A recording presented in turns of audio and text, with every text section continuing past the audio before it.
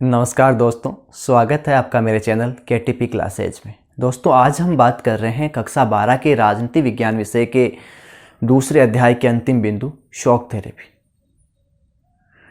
हमने देखा कि किस प्रकार 25 दिसंबर 1991 को सोवियत संघ रूस जो है उसका विघटन हो जाता है और सोवियत संघ रूस के विघटन के बाद जो है उससे 15 संप्रभु जो देशों का उदय होता है। आज हम जिस शॉक थेरेपी को पढ़ रहे हैं ये बड़ा महत्वपूर्ण बिंदु है और परीक्षा की दृष्टि से कई प्रश्न जो है यहाँ से बनने योग्य। हमने ये देख लिया कि किस प्रकार दूसरे विश्व युद्ध के बाद से जो है शीत युद्ध का दौर शुरू हुआ और ये शीत युद्ध का दौर जो 1945 से चला और ये जो समाप्त हुआ 25 दिसंबर 1991 को जाकर। और हमने ये अच्छी प्रकार से जाना कि किस प्रकार ये केवल एक सैन्य संघर्ष ना होकर ये लड़ाई थी दो विचारधाराओं की। अमेरिका अपनी पूंजीवादी व्यवस्था को लेकर चल रहा था, वहीं जो सोवियत संघ रूस है वो अपनी साम्यवादी व्यवस्था को लेकर चल रहा था। लेकिन अंततः क्या हुआ, जो पूंजीवादी व्यवस्था है उसकी विजय हुई और जो साम्यवादी व्यवस्था है उसको हार स्वीकार करनी पड़ी, जिसके कारण हमने पढ़े थे और हमने ये भी पढ़ा कि किन किन कारणों से जो है वो सोवियत संघ का विघटन हुआ और किसने इसको बचाने की कोशिश की। अब आज हम एक आगे की कहानी पढ़ेंगे कि किस प्रकार सोवियत संघ के विघटन के बाद जो सोवियत देशों की अपनी परंपरा थी, साम्यवादी परंपरा, या जो जिनकी अर्थव्यवस्था जो है वो साम्यवादी व्यवस्था पर टिकी हुई थी, किस प्रकार इन्हें पूंजीवादी देशों ने एक चाल उनके साथ खेली और उनकी साम्यवादी या उनकी समाजवादी व्यवस्था को ये लोग जो हैं, ये पूंजीवादी देश जो हैं वो अपनी तरफ खींचने का इन्होंने प्रयास किया और क्या क्या चीज़ें जो हैं इन पूंजीवादी देशों की तरफ से की गई। हमारे लिए जान लेना ज़रूरी है दोस्तों कि जो शॉक थेरेपी है इसका पहले शाब्दिक अर्थ देखिए। इस शॉक थेरेपी का शाब्दिक अर्थ होता है आघात पहुंचाकर उपचार करना। आघात का मतलब दोस्तों आप कह सकते हो चोट, कि पहले किसी को चोट मारी जाए और उसके बाद जो है उसको ये कहा जाए कि हम आपका क्या करेंगे, उपचार करेंगे। अगर प्रश्न बनता है कि शॉक थेरेपी का शाब्दिक अर्थ क्या है, तो हमें केवल इतना ही लिखना है कि आघात पहुंचाकर उपचार करना या चोट पहुंचाकर उपचार करना। अब विस्तृत रूप में देखिए इसका मतलब क्या था। इसका मतलब ये था कि पश्चिमी देशों ने या पूंजीवादी देशों ने, जो सोवियत जो देश थे, जो साम्यवादी व्यवस्था पर जो आधारित जो देश थे, इनको एक विकास का सपना दिखाया कि पूंजीवादी व्यवस्था में अगर आप आएंगे, इसको अपनाएंगे, तो आपका जो विकास है वो बहुत अच्छे ढंग से होगा। और इन देशों ने, जो साम्यवादी देश थे, वो बहकावे में आए और उन्होंने क्या किया, इससे पूंजीवाद को अपनाना शुरू कर दिया। और जैसे ही इन्होंने एकदम से अपनी साम्यवादी व्यवस्था को हटाकर पूंजीवाद को अपनाया, इनकी अर्थव्यवस्थाएं क्या हो गई, बर्बाद हो गई। इन लोगों ने, पश्चिमी देशों ने सपना दिखाया था, किसके माध्यम से। यहाँ से एक प्रश्न बनता है कि जो शॉक थेरेपी है इसमें किसने भूमिका निभाई, तो इसमें दो संगठनों ने जो है बहुत महत्वपूर्ण भूमिका निभाई, विश्व बैंक और IMF। IMF का मतलब होता है इंटरनेशनल मॉनेटरी फंड, यानी अंतर्राष्ट्रीय मुद्रा कोष। विश्व बैंक और अंतर्राष्ट्रीय मुद्रा कोष ने इन साम्यवादी देशों को ये लालच दिया कि हम आपको ऋण देंगे, हम आपको वित्तीय सहायताएं देंगे, जिससे कि आपका विकास क्या अच्छा होगा। तो पहले इनकी अर्थव्यवस्था को जो है, साम्यवादी देशों की अर्थव्यवस्था को बर्बाद कर दिया गया और उसके बाद दिखाने के लिए कहा गया कि हम आपकी जो वित्तीय सहायता कर रहे हैं, तो इसी को कहा गया आघात पहुंचाकर उपचार करना या चोट पहुंचाकर उपचार करना। अब इन पश्चिमी देशों ने किया क्या कि ये जो साम्यवादी देश जो हैं, अब इनको क्यों ना इनको हम अपनी विचारधारा की तरफ खींच के लाएं और इनकी साम्यवादी व्यवस्था को इनसे दूर करें और इनको जो है पूंजीवाद हम सिखाएं। यही था शॉक थेरेपी, जहाँ किया क्या गया, साम्यवादी जो अर्थव्यवस्था थी, ध्यान दे दोस्तों, जो साम्यवादी जो अर्थव्यवस्था थी, इस अर्थव्यवस्था को पूंजीवादी राष्ट्रों की ओर से, या यूं कहें कि विश्व बैंक और IMF के जरिए क्या किया गया, साम्यवादी व्यवस्था को पूंजीवाद की तरफ क्या कर दिया गया, मोड़ दिया गया। साम्यवादी व्यवस्था को पूंजीवाद की तरफ मोड़ना ही क्या कहलाया, शॉक थेरेपी कहलाया। अब देखिए दोस्तों कि इसमें होता क्या है, पूंजीवाद और साम्यवाद का फर्क क्या है, ये समझना जरूरी है। हम ये जानते हैं कि 1917 में जो ये रूस की क्रांति हुई, उसका सबसे प्रमुख जो एक भाव था या उसकी सबसे बड़ी भावना थी वो थी समानता। क्योंकि ये जो साम्यवादी थे ये कार्ल मार्क्स से प्रभावित थे, और कार्ल मार्क्स ने अपनी जो किताब थी दास कैपिटल, उसमें भी उन्होंने लिखा कि दुनिया में जितने सारी समस्याएं जो लोगों के बीच में क्रिएट होती है, दुनिया में जितने संघर्ष होते हैं वो सारे आर्थिक कारणों से होते हैं। मतलब उसमें धन के कारण ही सारी समस्याएं होती है। और समाज में कहा कि दो वर्ग होते हैं, एक पूंजीपति और एक सर्वहारा। ये सर्वहारा जो श्रमिक वर्ग होता है ये कमज़ोर होता है, इसके पास संसाधन नहीं होते, और जो पूंजीपति वर्ग होता है इसके पास संसाधन होते हैं, और ये क्या करता है, ये सर्वहारा वर्ग का शोषण करता है। और यही सब चीज़ें जो हैं 1917 में काम कर रही थी। और सोवियत संघ जब 1922 में बना तो उसका सबसे बड़ा ध्येय, उसका लक्ष्य भी था कि समानता को स्थापित किया जाएगा। और समानता कैसे आएगी? समानता तभी आएगी जब पूंजीपतियों को समाप्त कर दिया जाएगा और जो सरकार है उसका स्वामित्व ज़्यादा होगा। सरकार जो है सब कुछ अपने कंट्रोल में लेकर, नियंत्रण में लेकर क्या करेगी, लोगों के लिए कल्याण का काम करेगी। तो समाजवादी व्यवस्था का सबसे बड़ा गुण होता है दोस्तों कि उस पर सरकार का नियंत्रण ज़्यादा होता है। अब कई जगह हमने सुना कि अर्थव्यवस्था पर सार्वजनिक स्वामित्व, और बच्चे समझ नहीं पाते। अर्थव्यवस्था का मतलब होता है जैसे घर को चलाने के लिए हमें धन की आवश्यकता पड़ती है, उसको अरेंज करना पड़ता है, वैसे किसी देश को भी चलाने के लिए क्या करना पड़ता है, धन की व्यवस्था करनी पड़ती है।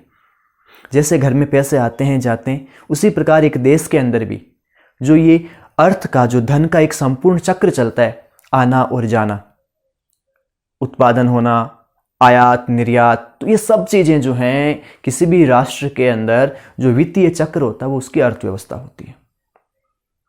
तो साम्यवादी देशों की विशेषता होती है कि जो जितने उत्पादन होंगे देश में, बड़ी बड़ी जो फैक्ट्रियां होगी जिनसे उत्पादन होगा, इन सब पर नियंत्रण किसका होगा, सरकार का। और पूंजीवादी देशों में क्या होता है कि सरकार का नियंत्रण कम होता है और पूंजीपति जो होते हैं उनका अधिकार ज़्यादा होता है। मतलब निजी क्षेत्र को, निजी लोगों को छूट होती है, सरकार का कंट्रोल व्यापार पर या अर्थव्यवस्था में कम रहता है। अब क्या किया इन पश्चिमी देशों ने, जो ये साम्यवादी देश हैं, इनको सपना दिखाया किसका, विकास का। और क्या किया इन्होंने कि चोट पहुंचाकर उपचार करना, मतलब इनको विकास का सपना दिखाकर इनकी अर्थव्यवस्थाओं को पूंजीवाद में बदलने की कोशिश की। जिससे क्या हुआ, जिससे पूरी तरह से इनकी जो साम्यवादी व्यवस्थाएं थी वो नष्ट हो गई।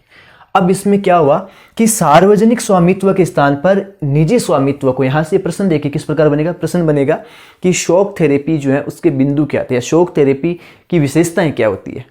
तो शॉक थेरेपी की विशेषता ये थी दोस्तों कि इसमें इन पूंजीवादी देशों के जरिए क्या किया गया कि जो ये सोवियत देश थे, इनको ये कहा गया कि आप अपने जो सार्वजनिक स्वामित्व है यानी सरकार का नियंत्रण आप कम कर दीजिए अपने देश में, और इसके स्थान पर आपको क्या करना है, आपको निजी स्वामित्व को बढ़ावा देना है। मतलब जो निजी ताकतें हैं, जो निजी उद्योगपति है, उनको आप महत्व दीजिए, उनको छूट दीजिए। सरकारी जो कंपनियां या उद्योग धंधे उनको आप कम कीजिए, क्योंकि इससे आपका विकास नहीं होगा। तो पहला बिंदु है कि सार्वजनिक स्वामित्व के स्थान पर जो है निजी स्वामित्व को महत्व दिया गया।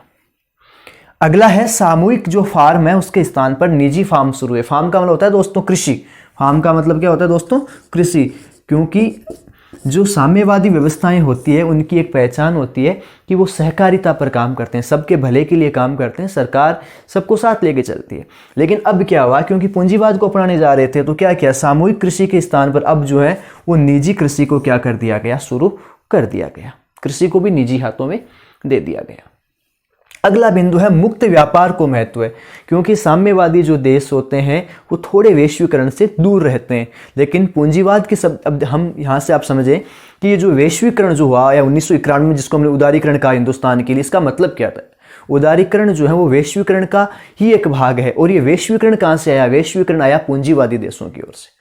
क्योंकि पूंजीवादी देशों को अपने सामान को बेचने के लिए एक पूरा विश्व, उनको एक खुला बाजार बनाना था, और इसी को उन्होंने अपने स्वार्थ के लिए भुनाया और दुनिया को ये सपना दिखाया कि आप अपने जो हर देश को सपना दिखाया कि आप अपने जो व्यापार के नियम है उनको आप जो कठोर है उनको आप लचीला कर दीजिए, जिससे कि आप भी दुनिया के साथ व्यापार कर पाएंगे। आपके देश के अंदर जो पूंजी है उसका आगमन होगा, आपकी अर्थव्यवस्था विश्व के साथ जुड़ेगी, बड़ी बड़ी कंपनी आएगी, इससे आपका विकास होगा। यही हिंदुस्तान ने किया। तो मुक्त व्यापार को महत्व दिया गया। साम्यवादी देशों को पूंजीवाद के साथ जोड़ना था उनको, तो इनको कहा कि आप अपने व्यापार के जो नियम है उनको लचीला कीजिए और आप जो सभी विश्व के सभी देशों के साथ जो मुक्त व्यापार हैं उसको आप कीजिए। चौथा बिंदु है साम्यवादी देशों को पूंजीवादी देशों के साथ जोड़ा गया। ये एक बहुत बड़ी चाल थी इनकी। इन्होंने अपने बाजार को बढ़ाने के लिए क्या किया कि जो सोवियत जो राष्ट्र थे उनको किसके साथ जोड़ दिया, उनको जो है वो पूंजीवादी देशों के साथ।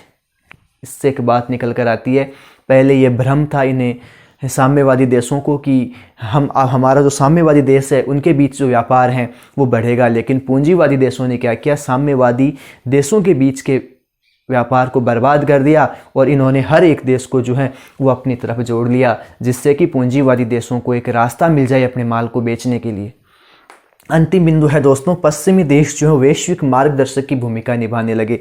वैश्विक मार्गदर्शक का मतलब है दोस्तों कि पश्चिमी देश जो ये सपना दिखा रहे थे इन्हें साम्यवादी देशों को कि आपको किस प्रकार जो है हमारे कहे अनुसार आपको चलना है, किस प्रकार आपको जो अपना विकास है वो करना है। तो ये 5 बिंदु यहाँ से बड़े महत्वपूर्ण हैं दोस्तों, ध्यान रखने योग्य बिंदु। और निश्चित तौर पे प्रश्न आने लायक है कि शौक थेरेपी क्या थी। शौक थेरेपी में पुनः देखिए, सार्वजनिक स्वामित्व के स्थान पर निजी स्वामित्व को महत्व दिया गया। इसमें सामूहिक कृषि के स्थान पर निजी कृषि शुरू की गई। मुक्त व्यापार को महत्व दिया गया। साथ ही साम्यवादी देशों को पूंजीवादी देशों के साथ जोड़ा गया। और पश्चिमी देश जो हैं उन्होंने वैश्विक मार्गदर्शक की भूमिका निभाना शुरू कर दिया दोस्तों। अब हम जानेंगे कि जो शॉक थेरेपी आई उसके बाद उसके जो रिजल्ट हैं उसके परिणाम क्या हुए। और प्रश्न बनता है कि शॉक थेरेपी के जो परिणाम बताइए।